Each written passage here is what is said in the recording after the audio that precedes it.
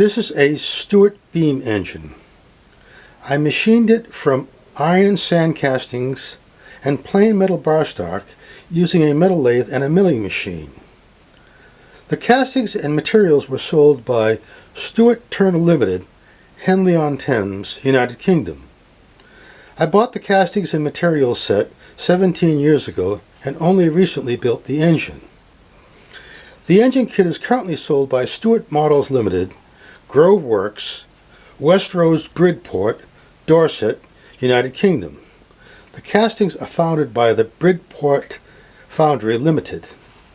The set included iron castings, bronze extrusions, plain metal bar stock, hardware, and drawings. The hardware nuts and bolts were of British Association thread dimensions. I purchased a full set of BA taps and dies in order to use the hardware and use the bolts specified in the drawings.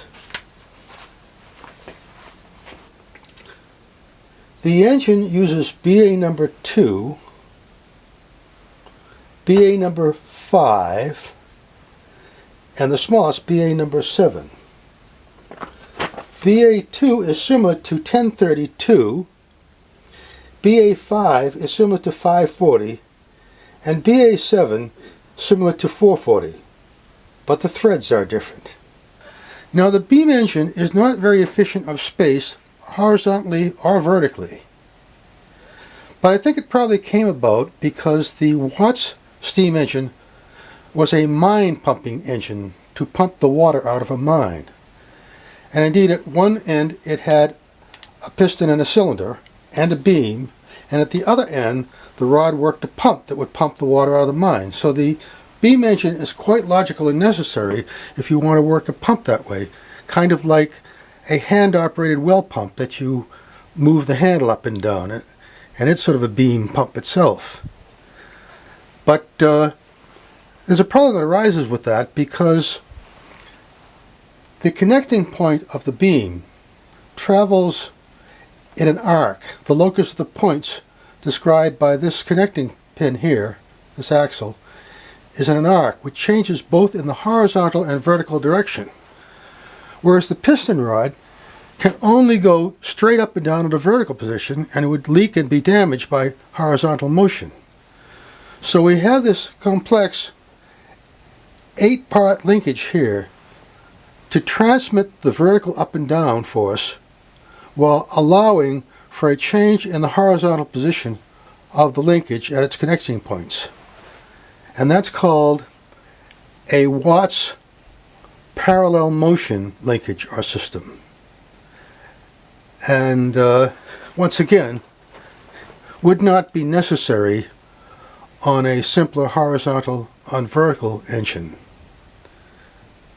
So I think it was probably a minor engineering change to substitute a crank and a flywheel where the pump would be to produce a rotary engine. The beam engine requires a complex linkage between the piston rod and the beam. The beam engine also requires a complex valve operating linkage. Here we have a long connecting rod, a bell crank, and a linkage set in order to move this valve rod up and down to make the piston go up and down and change the valving. And that has to be operated through a motion direction changing linkage here, which also requires that there be no horizontal motion of the valve rod. The Stuart Beam Engine is in itself a beautiful sculpture, and I choose my colors to go with the decor of my living room, and I keep this engine on the mantle. I usually start with brown for earth, green for the stem of a plant, and then perhaps the blooms of a rose or a violet, but of a bloom. And I have those colors in furniture and draperies and various things, and I think that the engine itself is just plain quite lovely and beautiful. Now we'll demonstrate the engine running using air pressure from an air compressor. Now I could run it on steam. I have a boiler, but I haven't built the 1/4 inch 40 thread plumbing to hook it up yet, so we'll just run it on air pressure. It responds quite nicely to pressure changes with speed changes. So here we go.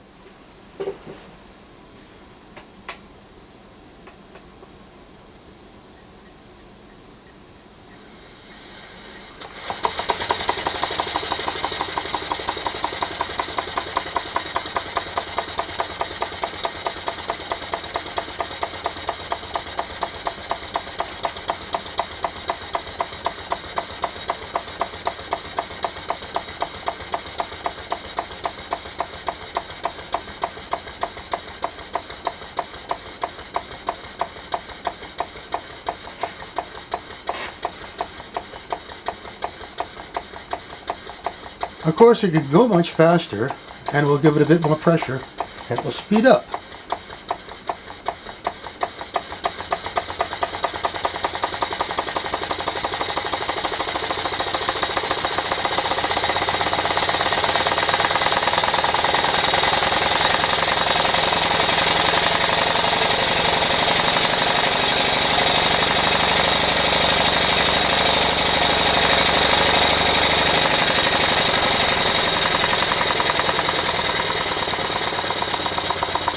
The speed is quite easy to control.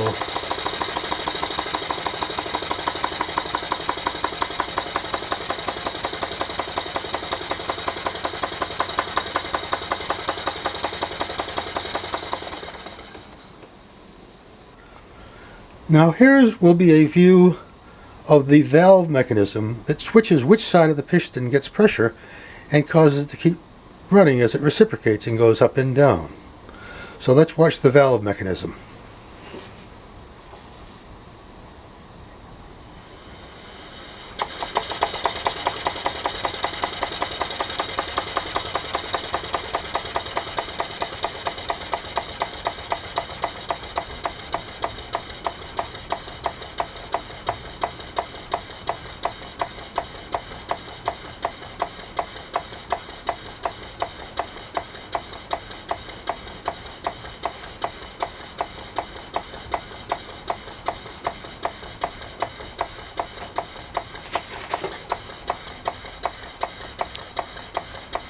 Here's a view from the other side of the engine where you can see the crank and the valve operating mechanism work.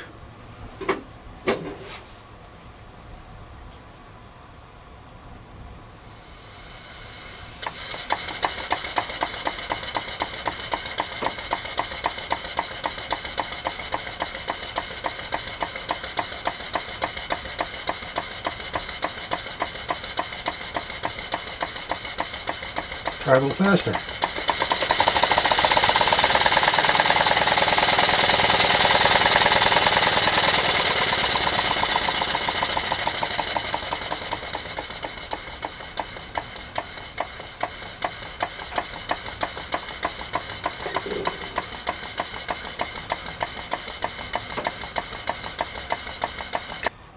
Here's another view of the valve operating mechanism.